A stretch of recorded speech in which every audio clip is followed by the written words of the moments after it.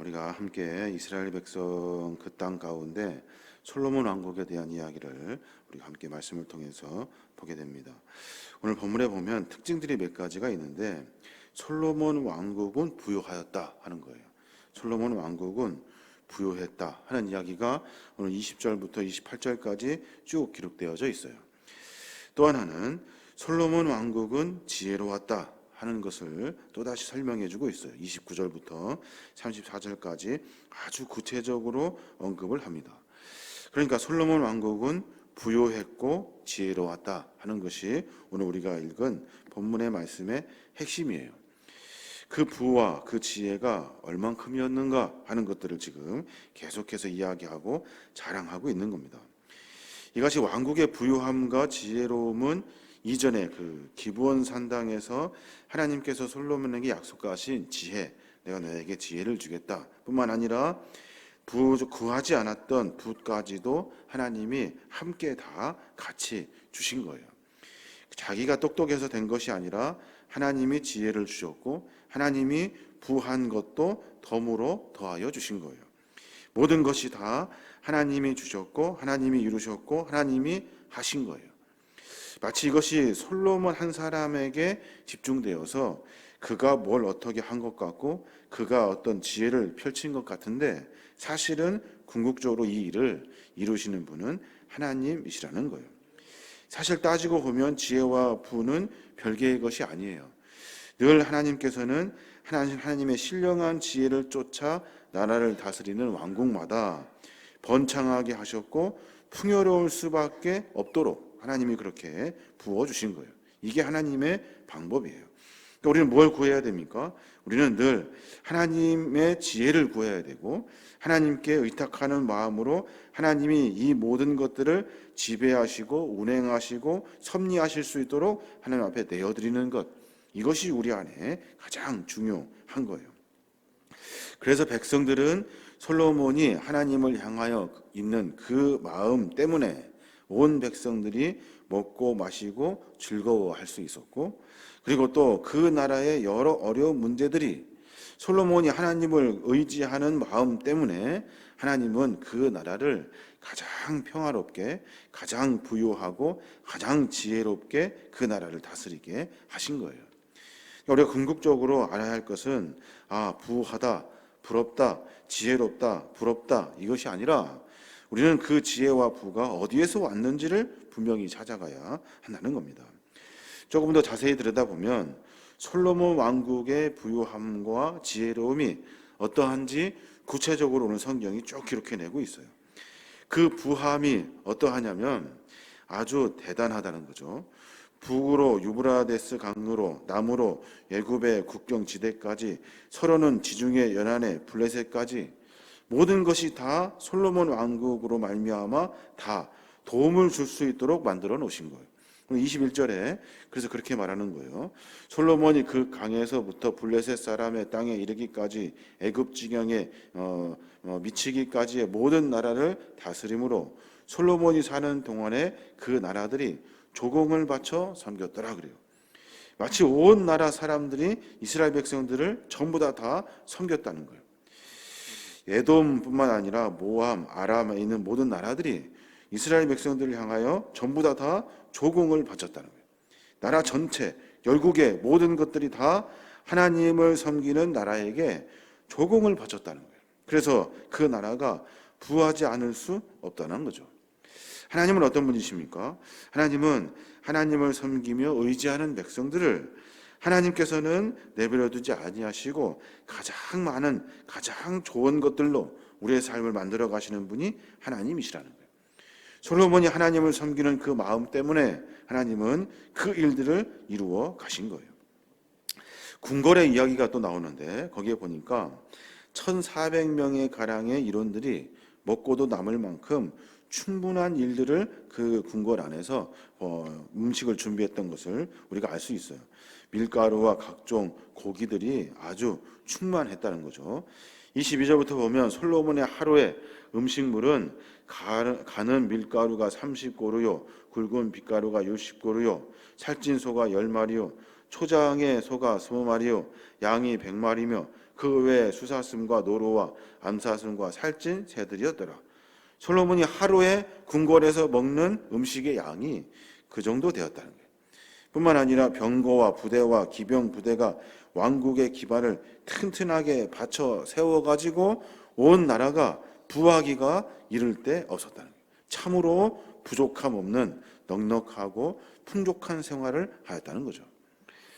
또 하나, 솔로몬은 지혜롭기가 대단했대요. 지혜롭기가. 솔로몬 왕국은 물질적으로만 풍요로운 그런 졸부의 나라가 아니에요. 그 나라는 그 어떤 시대보다 지혜가 풍성한 나라예요.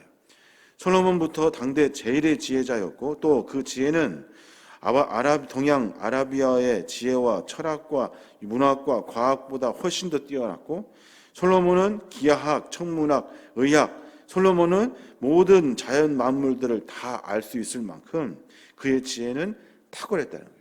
3000개의 잠언을 지었고 1500편의 시편을 지을 만큼 아주 그는 지혜가 대단했다는 거예요. 그 지혜가 어디서 왔냐는 거예요. 어디서?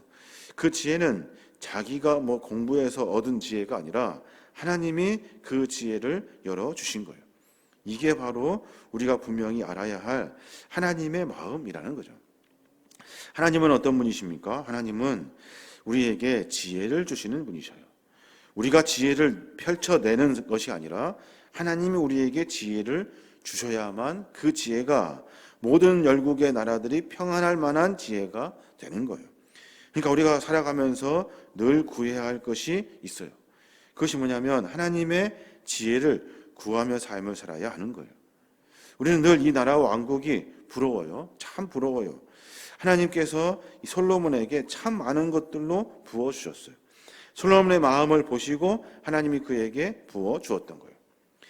근데 사람이 그 마음이 변하더라는 거예요. 그 마음이. 잘 알겠습니다만은 솔로몬 왕국은 불완전하죠. 사람이 세운 그런 여러 가지 일들이 불안해요. 하나님을 철저히 의지하지 아니하면 그 나라는 불안해요. 솔로몬 왕국은 어떻게 됐어요? 그 태평성대를 다 누리는데 40년밖에 가지 못해요. 40년이 가고 난 다음엔 나라가 다 깨지고 분열돼 버리고 말아요. 그때부터는 그 나라는 계속해서 쇠퇴하게 되고 멸망하게 되고 다른 나라의 침공을 받게 돼요. 왜 그렇게 됐어요? 솔로몬이 그 마음이 변해서 그래요. 변해서 하나님이 아니라 다른 것들이 내 삶의 주인이다 라고 하는 그 고백이 시작될 때부터 하나님은 그를 떠나기 시작하신 거예요. 우리가 가만히 생각해 보면 그 부와 지혜가 대단하다고 성경은 기록해요. 오늘 보면 참 대단한 것 같아요. 얼마나 부가 대단하고 지혜가 대단한지 사람들이 그 지혜를 얻기 위해서 모든 나라의 왕들이 솔로몬에게 보냈다는 거예요. 그러니까 지혜가 한 곳으로 집대성할 만큼 그 지혜가 대단했다는 거예요. 근데 그 여러 일들이 불과 40년밖에 가지 못했다는 거예요. 한참 흥할 때가 있으면 한참 내려막 공구박칠 때가 있을 거예요. 그러니까 계속해서 흥하여서 40년 간 것도 아닐 거예요. 한참 가다가 한 10여 년 정도는 계속 그 나라는 쇠퇴를 맛보게 돼요. 그러니까 그 나라가 참으로 짧기가 이를 때가 없었다는 거예요. 왜 그러냐는 거예요. 솔로몬은 그의 나라와 그의 열국과 그의 모든 백성들을 향해서 하나님을 의지하는 마음이 초장에 있었는데 뒤에 가면 갈수록 그것이 다 사라져 버렸다는 거예요. 인간의 존재가 연약하기가 이를 때가 없어요. 조금 이루었다 할 때 그때 인간은 늘 교만하더라는 거예요. 조금 섰다 할 때는 늘 교만의 마음이 자기 자신을 스스로 무너뜨려 버리고 만다는 거예요. 이게 인간의 연약한 마음이라. 그래서 어떻게 해야 됩니까? 선지자 이사야는 그 나라의 왕국을 유지하기 위해서 우리가 해야 할 일이 있다라고 분명하게 이야기하고 있어요. 이사야 11장 6절에 보면 그런 말씀이 있어요. 그때 이리가 어린 양과 함께 거하며 여호와를 아는 지식이 세상에 충만할 것임이니라 그래요. 이리가 어린 양과 함께 거한대요. 그러니까 세상의 모든 것들이 하나님의 백성과 함께 거하게 된대요. 가장 태평성대와 가장 평안한 때를 누리게 된대요. 그때가 언제냐면 여호와를 아는 지식이 세상에 충만할 때, 여호와가 어떤 분인지, 하나님이 어떤 분인지, 그 마음이 어떤지, 하나님이 무엇을 원하시는지 그 여호와를 아는 지식이 충만할 때만 그 일이 가능하다는 거예요. 솔로몬은 그 일을 이루어낸 사람이에요. 하나님의 마음이 어떤지, 하나님이 무엇을 원하시는지 쫓았던 사람이. 그런데 그 마음이 변하더라는 거예요. 우리도 마찬가지예요. 우리가 하나님을 섬기며 나아가며 우리의 삶의 모습을 분명하게 점검해야 돼요. 우리는 늘 하나님의 마음을 쫓고 하나님을 아는 지식을 우리의 삶 가운데 펼쳐내려고 몸부림치는 삶을 살아야 돼요. 그것이 하나님이 우리에게 하나 허락하신 우리가 사는 방법이에요. 그래야 지혜뿐만이 아니라 덤으로 삶을 살 수 있도록 하나님이 우리의 삶을 만들어 가신다는 거예요. 가장 평안하게 만들어 가셔요. 기도할 때마다 하나님이 무엇을 원하시는지, 삶 속에서 하나님의 뜻은 무엇인지, 우리가 삶을 살아내면서 부족하고 연약한 가운데 있을 때마다 우리가 구해야 할 것은 내가 무엇을 할 수 있다라고 말하며 고민하는 것이 아니라 하나님께 맡기고 하나님께 의탁하여 하나님이 우리의 삶을 이끌어갈 수 있도록 내어드리는 연습을 우리가 해야 한다는 거예요. 그렇지 않으면 우리는 오늘 솔로몬의 왕국 대단한 것 같지만 사실 보기에 부끄러워요. 이스라엘이 그렇게 태평성대했던 때가 40년밖에 되잖아요. 참 연약하고 부끄럽고 한심하기 짝이 없는 나라예요. 그 나라가 계속 되게 하려고, 그 나라가 계속 할 수 있는 방법을 찾아내게 하시기 위해서 하나님 오늘 우리에게 이 본문을 내어주신 거예요. 우리의 삶의 모습을 한번 다시 고민해 봤으면 좋겠어요. 세상이 원하는 하나님이 원하는 부와 다를 거예요. 세상의 평안과 하나님의 평안은 다를 거예요. 그러나 분명한 것은 세상이 볼 때 그것이 가장 귀하고 소중하다는 거예요. 마치 솔로몬 왕국이 세상에서 가장 부하고 흥하고 대단했던 것과 같이 하나님은 우리의 삶을 그렇게 만들어 가신다는 거예요. 어려움이 있을 때마다 우리는 고민하며 늘 몸부림치고 애쓰고 수고하죠. 우리가 해야 할 일은 고민이 아니라 하나님의 마음이 어디에 있는지, 하나님의 뜻이 무엇인지를 늘 고민하며 살아야 하는 겁니다. 애매한 이야기 같고 확연하게 드러나는 일이 없는 것 같아요. 그래도 우리가 그것을 구하는 것이 신앙의 본분이다라고 하는 것을 우리가 분명히 알고 깨달아야 하는 겁니다. 하나님은 이스라엘 백성들을 이끌어 가셔요. 분명히 이끌어 가시는 이유가 있고 목적이 있어요. 그것이 무엇일 것 같아요? 그것은 하나님을 아는 백성을 만들려고 하시는 거예요. 하나님을 알고 하나님을 깨닫고 하나님이 무엇을 원하시는지 아는 백성을 만들려고 그 이스라엘의 역사를 만들어 가시는 거예요. 우리도 마찬가지예요. 삶 속에서 하나님이 우리에게 원하시는 것은 딱 한 가지밖에 없어요. 잘 살고 못 살고 흥하고 잘 되고 이런 것들이 아니라 우리를 통해서 하나님은 하나님을 아는 지식이 충만하기를 원하시는 거예요. 이게 바로 지혜라는 거예요. 이 지혜를 가지고 우리의 삶을 살아가야 될 줄로 믿습니다. 오늘 하루 가운데 그런 고백이 있었으면 좋겠어요. 저는 본문을 읽으면서 참 부럽더라고요. 참 대단하다. 솔로몬 참 대단하다. 잘 되고 흥하고 모든 백성이 평안하고 그 지혜가 대단하고. 근데 가만히 생각해 보니까 그 왕국이 40년밖에 가지 못했어요. 한 세대도 다 가지 못했다는 거예요. 참 어리석다. 참 미련하다. 뭘 놓쳤는가? 하나님을 마음을 깨닫는 그 지식을 솔로몬은 놓쳐버리고 만 거예요. 우리의 삶에 깊이 우리의 삶을 점검해야 돼요. 늘 하나님께 묻고 하나님의 마음이 무엇인지 하나님의 지혜가 무엇인지 구하는 것이 우리가 살 길이라는 사실을 분명히 알아야 합니다. 하나님 이거 부러워서 이거 주세요 말하는 것이 아니라 하나님 마음은 어디에 있습니까? 하나님의 뜻은 무엇입니까? 고민하며 몸부림칠 때 하나님은 우리의 삶에 이런 것들은 그냥 덤으로 더하여 주신다는 거예요.